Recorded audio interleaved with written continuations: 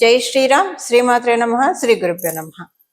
2026 సంవత్సరం ఆగస్టు 2వ తారీఖు నుంచి 2026 సంవత్సరం ఆగస్టు 8వ తారీఖు ఈ సమయంలో ఉన్న గోచారంలో ఉన్న గ్రహస్థితులు, అలాగే గోచారంలో ఉన్న గ్రహస్థితులను అనుసరించి, గ్రహ గమనాలను అనుసరించి ద్వాదశ రాశుల వాళ్ళకి, ద్వాదశ లగ్నాల వాళ్ళకి ఎలాంటి ఫలితాలు చూడబోతున్నారు ఇవి చూద్దాము. మొదటిగా గోచారంలో ఉన్న గ్రహస్థితులు. మంగళ సంచారము మిథున రాశిలో ఆయన సంచారం ఉంటుంది. అలాగే బుధుడు కూడా మిథున రాశిలో సంచారము. మిథున రాశిలో ఉన్న బుద్ధ దేవుడు ఈ ఆగస్టు మొదటి వారంలో 2 రోజుల తర్వాత ఆయన సింహరాశిలో, కర్కాటక రాశిలోకి ఆయన సంచారం ఉంటుంది. కర్కాటక రాశిలో రవిదేవుని సంచారము, గురు భగవానుడి సంచారం ఉంది. బుధ భగవానుడు కూడా ఈ రాశిలోకి వచ్చిన తర్వాత 3 గ్రహాల సంచారం కర్కాటక రాశిలో ఉంటుంది. రవి, బుధ, గురుల సంచారం కర్కాటక రాశిలో ఉంటుంది. సింహరాశిలో కేతుదేవుని సంచారము, కన్యా రాశిలో శుక్రాచార్యుల వారి సంచారము, కుంభరాశిలో రాహుదేవుని సంచారము, మీన రాశిలో శనీశ్వరుడి సంచారం. శనీశ్వరుడు వక్రించి ఉన్నాడు. మీనరాశిలో వక్రగతిలో ఉన్నాడు శనీశ్వరుడు. ఇవి మరియు అన్ని రాశిని వేగంగా చుట్టూ వచ్చే చంద్రదేవుడు. ఈయన ఈ వారము కుంభరాశి మొదలుకొని వృషభ రాశి వరకు సంచారం ఉంటుంది. కుంభరాశి, మీనరాశి, మేషరాశి, వృషభ రాశి, ఈ 4 రాశుల్లో చంద్రదేవుని యొక్క సంచారం ఉంటుంది.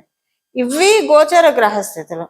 వీటిని అనుసరించి ఈ వారము ద్వాదశ రాశుల వాళ్ళకి, ద్వాదశ లగ్నాల వాళ్ళకి ఎలాంటి ఫలితాలు ఉంటాయి, ఈ ఫలితాలను తెలుసుకోవడానికి ముందుగా ఈ వారము గోచారంలో గ్రహస్థితులు ఈ రాశిలో ఉన్నాయి. ఈ రాశిలో ఉండడం వల్ల మంచిగా చెడ, ఏ గ్రహము సరిగ్గా లేదు, ఏ గ్రహం సరిగ్గా ఉంది, ఇదంతా మనం ఒకసారి చూద్దాము.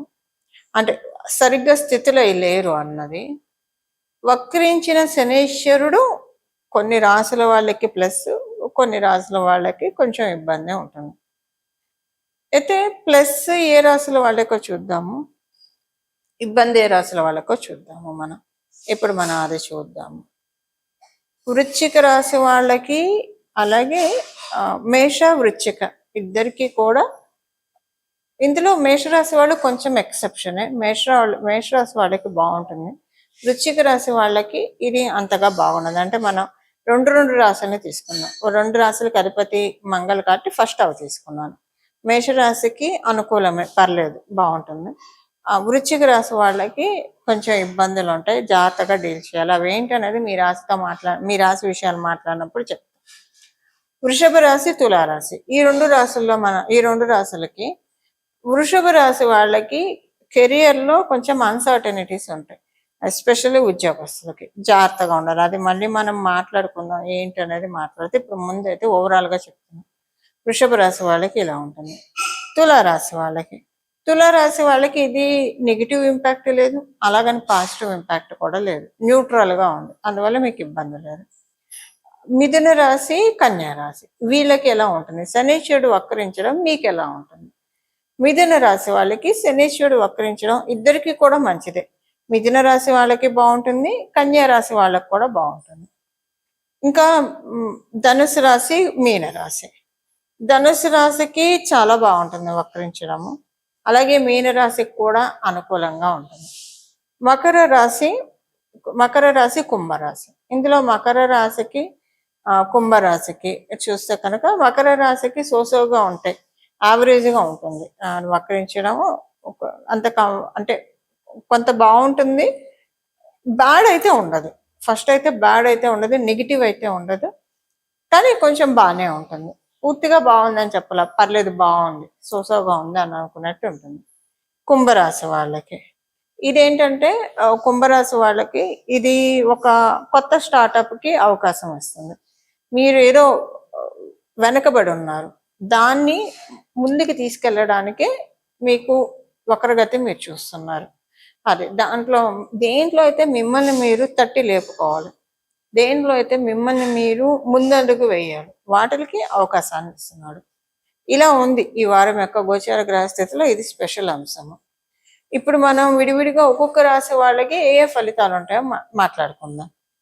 కాలపురుషుడు కుండలిలో ఆఖరిదైన మీన రాశి. ఈ రాశి మీ రాశిలోనే శనీశ్వరుడు వక్రగతిలో కూడా వెళ్ళబోతున్నాడు. మీకు ఎలాంటి ఫలితాన్ని ఇస్తున్నాడు? మామూలుగా అన్ని గ్రహస్థితుల రీత్యా కూడా ఎలాంటి ఫలితాలు ఉంటాయి? ఇప్పుడు మీకు ఎలా ఉంటుందంటేనండి, ఏదైతే పెండింగ్ పనులు ఉన్నాయో గతంలో అవ్వలేదు, అవి అవుతాయి ఇప్పుడు. ఇది అయితే బాగుండు అని మీరు ఎంతమంది దగ్గర తిరిగినా, ఎంతమందిని అప్రోచ్ అయినా అవ్వని పనులు ఇప్పుడు నెమ్మదిగా సాల్వ్ అయిపోతూ ఉంటాయి, అవుతాయి. మీకు అవి చూస్తారు. ఈ వారం మొదలుకొని రాబోయే 3 నెలల్లో మీరు అది చూస్తారు. అదొకటి మీకు సంతృప్తిని అందిస్తుంది. మెయిన్ కీ పాయింట్ ఏంటంటే, ఈ వారం మీనరాశి మీన లగ్నంలో పుట్టిన వాళ్ళకి సంతృప్తి, ఆనందం, ఇది బాగా అనిపిస్తుంది మీకు. చాలా సంతృప్తికరంగా సిచ్యువేషన్స్ అన్ని లీడ్ అవుతాయి మీకు ఈ వారం ఉన్న గోచర గ్రహస్థితుల రీత్యా. అలాగే ఈ వారం ఇంకొకటి ఏంటంటే, మీకు ఏదన్నా హెల్త్ ప్రాబ్లం ఎప్పటి నుంచో అసలు, అంటే మీరు ఎవరికి చెప్పుకునేంత పెద్ద ప్రాబ్లం కాదు, అలాగని వదిలేసేంత చిన్న ప్రాబ్లం కూడా కాదు. ఇలాంటి హెల్త్ ఇష్యూస్ లేదా కొంచెం కౌంటబుల్ హెల్త్ ఇష్యూ ఏమన్నా ఉంటాయి, అది పూర్తిగా సర్దుమణుగుతుంది. మంచి వైద్యుల సహాయ సహకారాల చేత ఒక మంచి మెడిసిన్ దొరకడం వల్ల ఏదో ఒక గ్రౌండ్లో మీకున్న ఆరోగ్య రుగ్మత సెట్ అయిపోతుంది. అది కూడా మీకు చాలా సంతృప్తిని, ఆనందాన్ని కలిగిస్తుంది. అది మీ సంతానం విషయంలో మీకు ఆనందంగా ఉంటుంది. సంతానానికి సంబంధించిన అనుకూలతలు ఎక్కువగా ఉంటాయి. మంచి నిర్ణయాలు తీసుకుంటారు. ఆలోచన కూడా సరళి చాలా పాజిటివ్గా వెళ్తుంది. ఎప్పుడు పాజిటివ్గానే ఉంటుంది, ఇప్పుడు ఇంకా ఎక్కువ పాజిటివ్గా వెళ్తుంది. మంచి నిర్ణయాలు తీసుకుంటారు మీ కెరియర్కి సంబంధించి, మీ ఇంట్లో వాళ్ళ భవిష్యత్తుకి సంబంధించి మంచి నిర్ణయాలు తీసుకోగలుగుతారు. అలాగే ఉద్యోగస్తులకి, వ్యాపారస్తులకి ఇద్దరికీ కూడా అనుకూలమైన సమయం. వ్యాపారస్తులకి ఏంటంటే అంతా అనుకూలంగానే ఉంటుంది, కానండి కొంచెం చూసుకోండి, మీ మాట వల్ల కొన్ని మీకు చేతి దాకా వచ్చినట్లే వచ్చి నోటి దాకా రాకుండా పోయే అవకాశం ఉంది. కాబట్టి అంటే మీరు ఏదో కసురుకుంటారనో ఇలా మాట్లాడతారని కాదు, మీరు మామూలుగా మాట్లాడినా అవతల వాళ్ళకి పదార్థాలుగా గోచరించవచ్చు. కొంచెం అవతల వాళ్ళ మైండ్ సెట్ని క్యాలిక్యులేట్ చేసుకొని మీ మాటను మార్చండి కొంచెం వాళ్ళకి తగ్గట్టుగా. అప్పుడు మీకు ఈ ప్రాబ్లం ఉండదు. లేదా చేతి దాకా వచ్చినట్టు అనిపిస్తుంది, నోటి దాకా రాకుండా పోయే ఛాన్స్ ఉంది. కాబట్టి వ్యాపారస్తులు ఒక్క విషయంలో జాగ్రత్తగా ఉండండి. ఉద్యోగస్తులకు అంతా బాగా ఉంది. ఇవి ఈ వారం యొక్క గోచర గ్రహస్థితుల ఫలితాలు మీనరాశి మీన లగ్నంలో పుట్టిన వాళ్ళందరికీ. పరిహారము ఈ వారము చేసుకోవాల్సింది, శనీశ్వరుడు వక్రగతిలో ఉండడం వల్ల ఈ వారం ద్వాదశ రాశుల వాళ్ళు, ద్వాదశ లగ్నాల వాళ్ళు అమ్మవారి యొక్క ఆరాధన, ఆఖరిదైన మీనరాశిలో ఆయన వక్రించి ఉన్నాడు కాబట్టి అమ్మవారి యొక్క ఆరాధన, అది కూడా గురుమూర్తి రూపంలో సరస్వతి అమ్మవారిని ఆరాధిస్తే చాలా మంచిది. రాజశ్యామల అమ్మవారిని ఆరాధిస్తే చాలా మంచిది.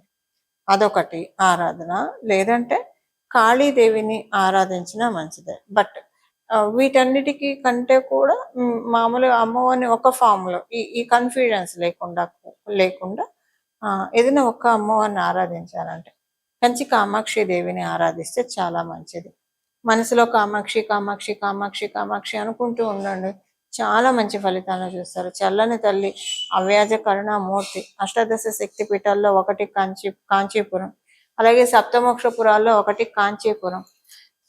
అక్కడ కంచి కామాక్షి అమ్మవారిని మనసులో స్మరించినంత మాత్రమే, అంతే, స్మరించినంత మాత్రమే మనకున్న మనసు ప్రశాంతంగా అనిపిస్తుంది.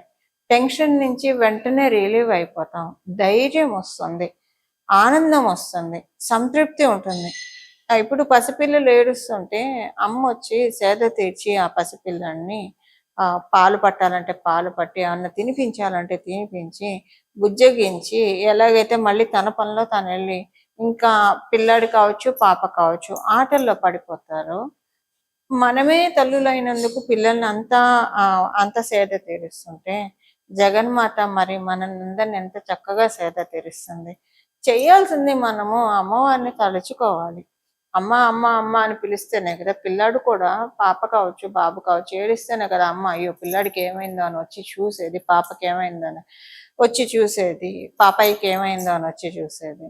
అలా మనము కామాక్షి దేవ్యే నమః, కామాక్షి దేవ్యే నమః, కామాక్షి దేవ్యే నమః అని అనుకుంటూ ఉంటే అమ్మ మన ఆర్తిని ఆలకిస్తుంది.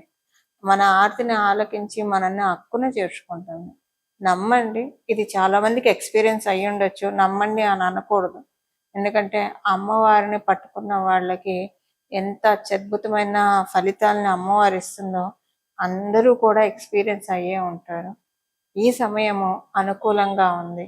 అమ్మవారి పాదాలని అంటే ప్రతిసారి మనం పట్టుకున్నా కూడా ఒక్కొక్కసారి నెగిటివ్ ఫోర్సెస్ అడ్డొచ్చి వాటిల్ని అంటే ఇప్పుడు ఇదే మీకు ఎగ్జాంపుల్గా చెప్పాలంటే పిల్లాడు ఏడుస్తుంటే తల్లి హృదయం తల్లడిల్లుతూ ఉంటుంది. అయ్యో బాబు ఎందుకు ఏడుస్తున్నాడో, పాప ఎందుకు ఏడుస్తున్నాడు. ఇంట్లో పెద్దవాళ్ళు ఉన్నా లేదా ఇంకెవరైనా ఉన్నా బాలానం రోదనం బలం, ఏడవం ఏం కాదు, ఏడవంగానే పరిగెత్తుకొని వెళ్ళి ఏం ఎత్తుకోకర్లేదు ఇలా చెప్పి ఆపేస్తూ ఉంటారు. లేదా ఏదో ఒక పని ఉంటుంది, ఆ పని వదిలి రాలేని పని అవుతుంది, ఏడుస్తున్నా గబగబా కంప్లీట్ చేసుకొని వెళ్దాం అని ఆగొచ్చు. అలా పిల్లడు బాబో పాపయో ఏడుస్తూనే ఉంటారు కదా. అలా అంటే నా ఉద్దేశం నెగిటివ్ ఫోర్సెస్ అడ్డుపడ్డప్పుడు సమయము వేళ విశేషము బాగా ఉంటే నెగిటివ్ ఫోర్సెస్ అడ్డుపడవు, తల్లి వచ్చి హక్కున తీర్చుకుంటుంది. వేళ విశేషం బాగున్నప్పుడు నెగిటివ్ ఫోర్సెస్ అడ్డుపడి మనం ఎంత వేడుకున్నా కూడా మనం వేడుకున్న ఫలితం అయితే ఖచ్చితంగా వస్తుంది, కానీ కొంచెం టైం పడుతుంది అంతే, నెగిటివ్ ఫోర్సెస్ అడ్డుపడడం వల్ల. అది ఒక రకంగా చెప్పాలంటే ఇది జగన్మాత సమక్షంలో, ఎందుకంటే మన అమ్మవారినే స్మరిస్తూ ఉన్నాం కాబట్టి మనకున్న కల్మషాన్ని మనకున్న దోషాన్ని తీసేయడానికే అది వెళ్ళిపోతుంది. ఆ పరీక్షలు కూడా మనకున్న దోషాలు పోవడానికే అవుతాయి ఇలా. అందుకని ఎక్కువ ఈ సమయం అయితే చాలా చక్కగా ఉందండి. ఫిల్టర్డ్ టైం అంటాం చూసారా, ఒక మంచి ముహూర్తం అంటే ఏంటి, మంచి ఫిల్టర్డ్ టైం అది ఇప్పుడు ఉంది గోచారంలో. ఇప్పుడు అందరం కూడా ద్వాదశ రాశుల వాళ్ళం, ద్వాదశ లగ్నాల వాళ్ళం, 27 నక్షత్రాల వాళ్ళం అందరం కూడా కామాక్షి పరదేవతని కనుక మనసులో ధ్యానించుకుంటూ ఉంటే, ఆవిడ పాదాన్ని మనసులో స్మరించిన, ఆవిడ మంగళమూర్తి రూపాన్ని మనసులో అలా స్మరించుకుంటూ ఉంటే కామాక్షి కామాక్షి కామాక్షి అని ఎంత ప్రశాంతంగా ఉంటుందంటే ఇది మీరందరూ కూడా ఎక్స్పీరియన్స్ అవుతారు. నాకు తెలిసి నేను చెప్తుంటేనే, నేను కాదు అమ్మవారు చెప్పిస్తుంది. అమ్మవారు చెప్పిస్తున్న ఈ పలుకులు వింటున్నప్పుడే మీ మనసు ప్రశాంతంగా నిస్సందేహంగా అవుతుంది. ఇంకా చేసి చూడండి, ఇంకా ప్రశాంతంగా ఉంటుంది, చాలా బాగా ఉంటుంది. అమ్మవారు మన చేత అన్ని పనులు సక్రమంగా చేయిస్తుంది. ఏ పనులు కూడా పెండింగ్ అవ్వకుండా మన నిత్య దైనందిన జీవితంలో ఏ ఏ పనులు ఎప్పుడెప్పుడు అవ్వాలో అప్పుడప్పుడు అమ్మవారు అయ్యే విధంగా మనల్ని కరుణిస్తుంది, దీవిస్తుంది. ఎప్పుడు ఎంత ఏ పొజిషన్లో ఉన్నా మానవుడు అన్న వాడికి ఇన్సెక్యూరిటీ సహజం. ఎంత పెద్ద బాగా సంపాదించిన వాళ్ళకే ఉంటుంది, అసలు లేని వాళ్ళకు కూడా ఫ్యూచర్ ఎలా గడుస్తుందో అని ఉంటుంది. ఇలాగా రకరకాలుగా ఒక వాళ్ళ పిల్లల పరిస్థితి ఏంటి, ఈ రకరకాలుగా ఇన్సెక్యూరిటీ అని లేకుండా మేబీ అన్ని రోజుల్లో ప్రతిరోజు ఉండదు, కొన్ని రోజులు ఇన్సెక్యూరిటీ ఉంటుంది డెఫినెట్గా. ఎంత గుండె ధైర్యం గుండె బలం కలవాళ్ళకైనా సరే అమ్మవారిని పట్టుకుంటే అభద్రతా భావాన్ని కంప్లీట్గా ఎరేజ్ చేస్తుంది. మీకెందుకు నాయనలారా, నేనున్నాను కదా, నన్ను నమ్మండి, నన్ను పట్టుకోండి, నా పాదాన్ని ఆశ్రయించండి, నా పాదాన్ని ధ్యానించండి, మిగతాదంతా నేనే చూసుకుంటాను అనే అమ్మవారు మనకి అభయహస్తం ఇస్తుంది. ఇప్పుడు గోచరంలో ఉన్న గ్రహస్థితుల రీత్యా అమ్మవారు అభయహస్తాన్ని మనం తీసుకోవడానికి చక్కటి అవకాశం ఉంది. విడవకుండా సమయాన్ని సద్వినియోగం చేస్తూ కంచి కామాక్షి అమ్మవారిని ధ్యానిస్తూ అమ్మవారి యొక్క సంపూర్ణ కృపా కటాక్షాలకి మనందరం పాత్రలం అవ్వాలి. ఆ విధంగా జగన్మాత మనల్ని దీవిస్తుంది. ఇది అమ్మని పట్టుకున్న వాళ్ళు ఎప్పటికీ మోసపోరు. అమ్మదయ ఉంటే అన్నీ ఉన్నట్లే. శ్రీమాత్రే నమః. మంగళం. నమో భగవతే వాసుదేవాయ.